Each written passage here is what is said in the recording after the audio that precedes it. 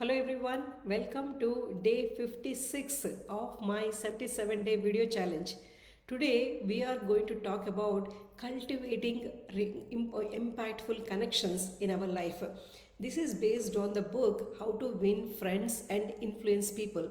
I know one of the most classic books, and most of you might have read that book also.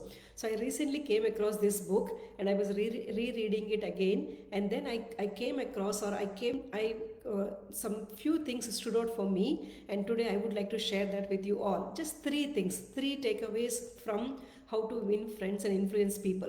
So the first one is all about becoming genuinely interested in people. So, and first of all, in our day-to-day life, we come across people all the time, right? We meet people we have people in our home, friends, family, and then whenever you step out of your house, then we come across people at workplace or at stores or wherever. Genuinely, we meet people each and every day. So how do we make impactful connections?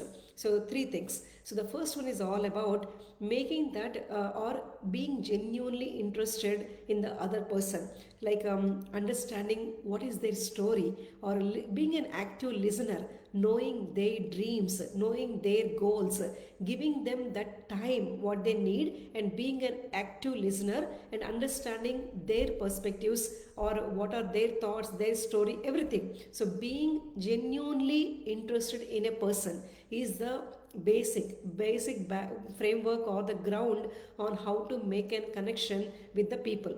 Now the second one is all about accepting people as they are instead of expecting them how we want them to be. This really relates to people in in our relationships or in our family also. Sometimes we think that they need to understand us. They need to be before we understand them, we think that we need to be understood first.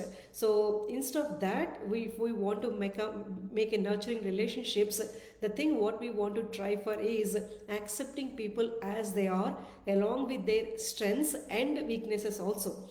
I read in one of the books, it's not our work or job to change anybody. We cannot think of that at all, because it's God's work. In fact, if they have to change anybody, but in our own way, we just need to accept. We just need to making fruitful relationships, that to go them smoothly, and however we want to run them, understand their perspective, and then just move on as we want them to be. So accepting the people in our life as they are, instead of how we want them to be. And last but not least is all about making people feel valued, that they are bringing value into our life. So maybe our most important decisions, running by with the people whom we confide in and getting their suggestions, their feedback. That is what the friends and all are all about, first of all. So making them feel more valued and important in our life.